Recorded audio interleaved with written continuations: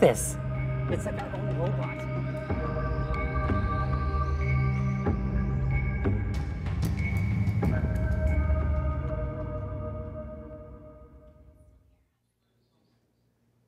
Ooh, magic! It's me, I'm Anna Prosser Robinson, and if you're just joining us, welcome or welcome back to the Tomb of Annihilation. All day we've been playing Dungeons and Dragons and celebrating the Tomb of Annihilation. It's been fantastic, and it's going to continue to be fantastic all day today and all day tomorrow. I'm sitting here with some new guests. I'm here with Brian and Justin. Hello. From WizKids. Hi there. Nice to be here. I'm so glad you guys are here as well, and I'm super excited to talk about what you have in store, but just in case anyone who's watching isn't familiar with WizKids, give us the elevator speech. What is WizKids? What do they do? So with Dungeons and Dragons, we do a lot. We do a lot of pre-painted plastic RPG minis. We do a lot of games with them. And then if you've seen those red foam dragons or the beholder that's in the corner with the Christmas lights on, that's one of our specialties as well. And also there's a mind flare lurking about somewhere, in all trophy mounted on the wall.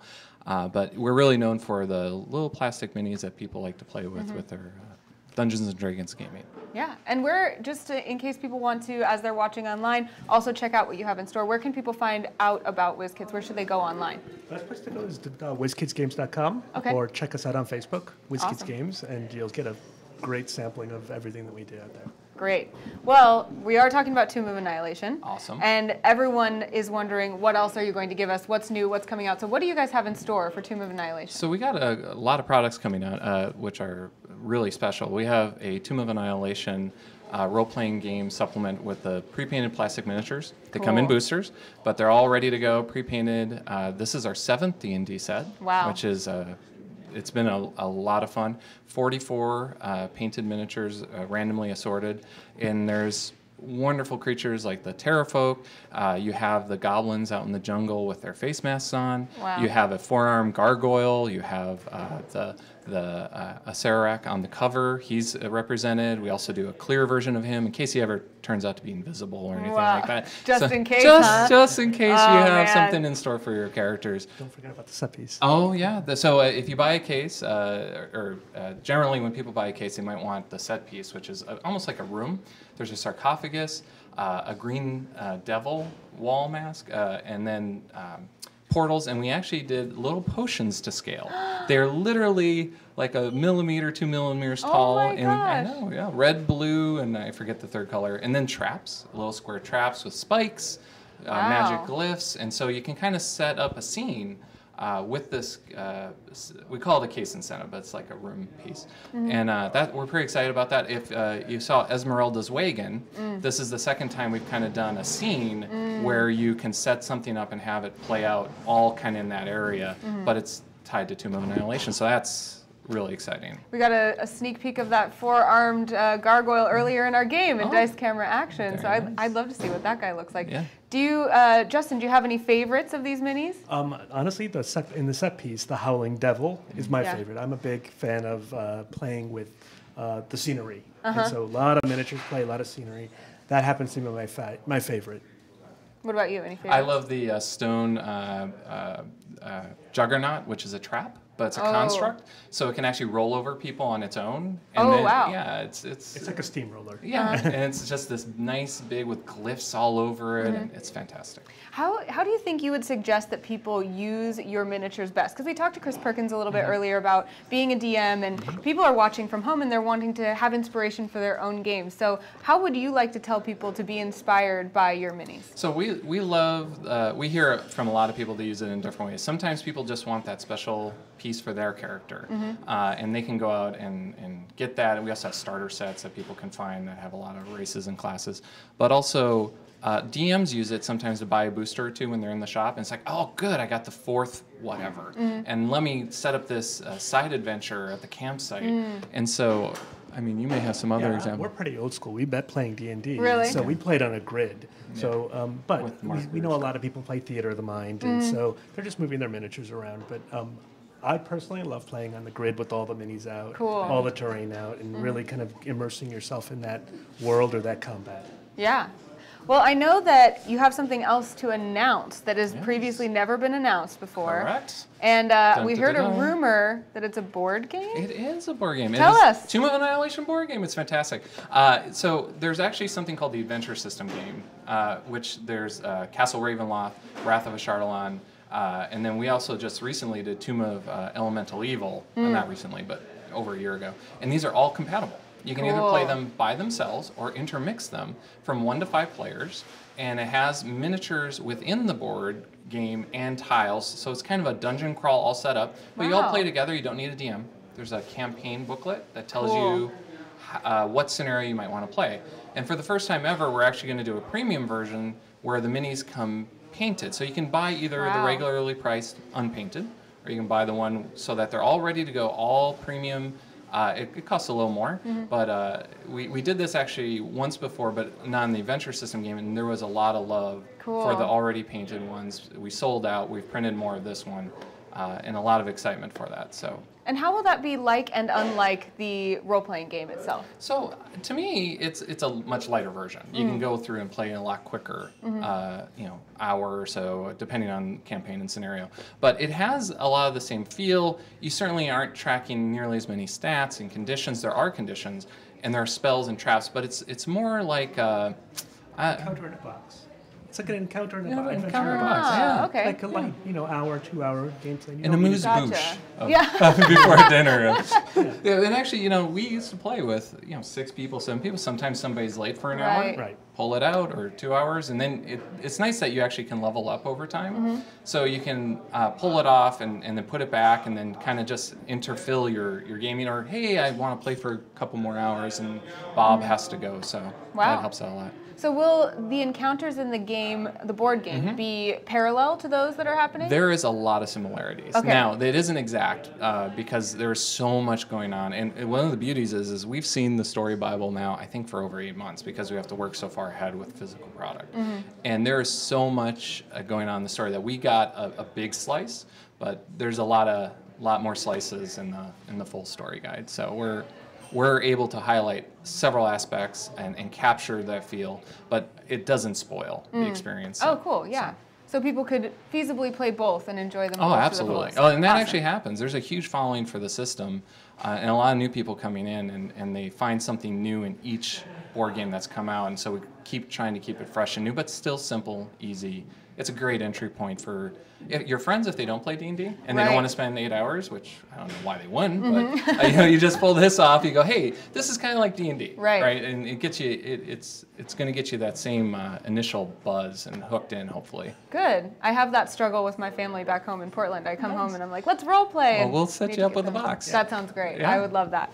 Well, moving on from the board game, because I feel like I'm excited to play that already. Yeah. We also have a Dice Master set coming from Tomb of Annihilation. Yeah, so in previous D&D sets, there has been leveling up and adventuring feeling, but basically Dice Masters, for those of you who don't know out there, is you have cards, but you have dice, and you actually draft those dice into your dice bag, and you're creating what's called like a dice pool, or we call it a dice building game.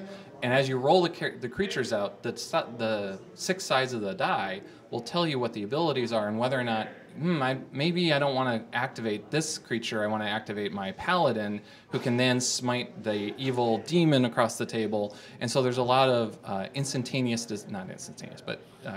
simultaneous decision making on both parts. And in general, you come in having built a team, a squad, and there's a lot of fun in just coming up with different iterations, and it's 1v1, so it's me against you, and that didn't work, let me go over here and take 20 more cards and sort through them, and I got a new team, let me see if I can beat your team. So it's a collectible game, and the first time ever we're doing what are called draft packs. So as long as you have a starter D&D set for Dice Masters, or any of the starter sets for Dice Masters, and you grab this draft pack, as long as you get 1 per player, you draft your character, you get 2 dice, you pass it, and you just do a quick draft, and you assemble a team. You actually get 12. You select 8, and you're ready to go. So it's very fast, very quick, and the 2 dice per card allow it to be that way. And you're up and running and playing, and again, a great introduction for people who might want to play Dice Masters. Right. It's very easy to pick up, very straightforward, and then very many levels of complexity to master. So.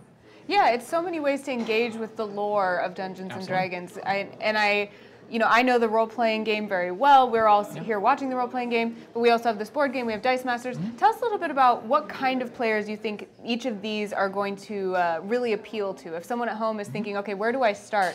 What kind of players should try each one? That's a great question. I think we're going to have a bit of a... he might not agree with me. Well, I mean, Dice Masters is clearly a head-to-head combat game. Right. It's a team management game. Think of it like managing a team in a real-time strategy game. Oh, right. So you're making quick decisions. It is turn-based, but this guy attacks that guy attacks this guy. It's kind of like fantasy football, but Correct. Yeah, I mean, you draft with the draft. You're drafting not your quarterback, but your spellcaster. It's a different experience and a different way to interact with the IP. Right. That might not just different strokes for different folks. Right. What it comes down to. So I'm a card player. This will appeal to me. Whereas the box games are a little bit more. It's going to appeal a lot to role-playing games. That Tomb of Annihilation board game is. If you like D&D, just want a little bit lighter, easier to play, that's going to appeal a lot. And then the role-playing game miniatures, while people collect them, most of the people who are buying them are generally using them in some way in their gaming. Sure, or just eye candy and desk on your monitor, sitting at work. Here's my collection of beholders. Yeah, like the rooms pieces are really cool too. So competitive people who like to compete one-on-one in real time are really going to like Dice Masters. Definitely Dice Masters. And it sounds like people who are looking for a contained experience with a group of friends, like a party game, are going to like the board game. Great summary on that. Awesome. Yeah. Well, what do you guys prefer? What are your favorite ways to engage with D&D lore? I'm D&D all the way. D&D role-playing game all the way. I haven't played in a while. I've been trying to get an online game going for a long time. That's how I met Brian, 20 years ago? Well, we worked at Wizards of the Coast. Right. And so we met 20 years ago with our group here in Seattle. Yeah? That's crazy, yeah. I'm trying to convince him to play, but... Online. I'm more around a table. Really? I like to see the people and go out to dinner or whatever afterwards. Yeah. So to that, I'm a box game player at this point. Yeah, I like box games too. And Dice Masters is great, especially if there's just two players. Or one is the box game, but two is Dice Masters. It's hard to do a role-playing game with two. I like 4 or more. Right. So that's where I'd place it in my Venn diagram. There's a significant investment in a role-playing game as well. You need to come up with a character, and you need time. When you work at Wizards. Yeah, that's true. We did at lunch and in the weekends, and then lunch again. Yeah. That's awesome. What do you guys think of the Stream of Annihilation, and having played Dungeons and Dragons so long, seeing kind of this culture of live streaming D&D for entertainment? What do you think? I will talk to you about it all day. So I'll say this: we're old compared to a lot of the streamers, right? To the people who are online. And if you had asked me 20 years ago, hey, there's going to be this thing that people are going to watch online playing role-playing games, I'd be like, what are you thinking?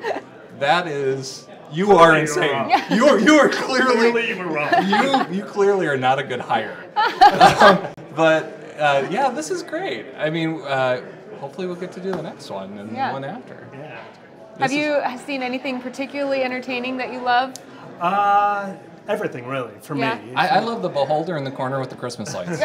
That's my favorite. Because that's also our product. But it is fun. And Chris is always fantastic. Fantastic. It is. When he does the big rooms with the hundreds of people, maybe there's 1,000 in there. That's crazy. But I know. Up close and personal, it's fantastic. It's really cool. I actually wanted to ask you guys because I actually started playing Dungeons and Dragons on stream. I started online. Yeah, I never played around a table for almost. It had to be 2 years before I ever played around a table. I had a 300 baud modem when I first started. There was no way that was happening. But go on. Proceed. Yeah, and so I'm always curious when we talk about miniatures, when we talk about decor and all of that, I'm really interested how you think those things are best integrated on streams, as decor or as I'm playing, showing certain things. And Chris, holds up the book to the camera a lot of times. And we were talking with the people who do like the digital, where the characters, and it's like, well, if I'm watching for the personality in the theater, and I think it's like a show.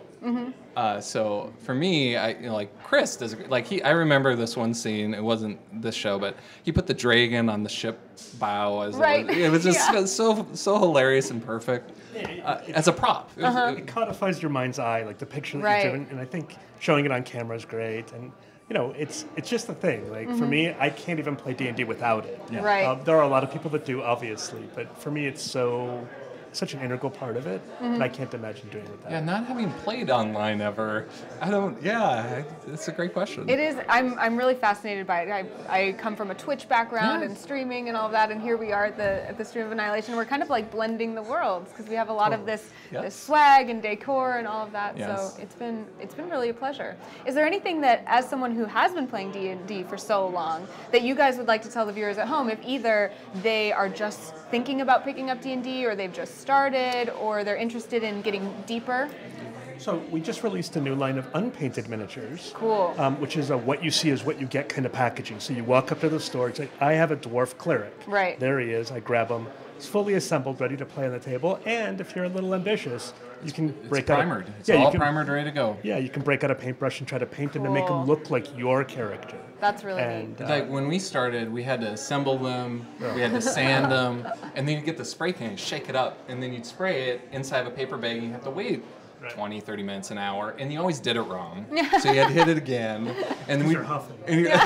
That's you. And then, to the people who are out there, I have some younger kids. I have an 8 and a 6, and it's just like, we've already done some role playing. Man, if you haven't and you have kids that age, start getting it. They love that stuff. They just do. Do you know what age you were when you started? Because I started around, I think, 7 or 8. It's so hard to know. I was thinking as we were down there on the set that I used to make up stories like that with my friends. I mean, as far back as I can remember, put on plays and all, Kids love that stuff. So, and frankly, my kids, they love the miniatures. My office is full of them, and my rooms and whatnot. So I think that helps with the kids too. It totally does. Thank you guys so much. I really appreciate you coming out. I'm excited to see all of the minis and all that you have in store for Tomb of Annihilation. And now we actually get to we welcome back Kelly Link, and she has the cast of C-Team coming back up for an interview. We will give them the floor after you watch this video from WizKids.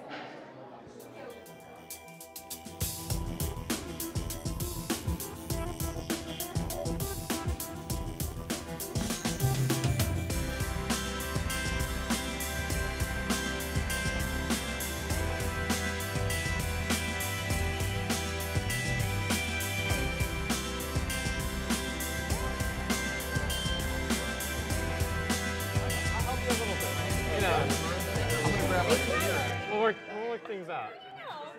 Here we go. You want to keep me around.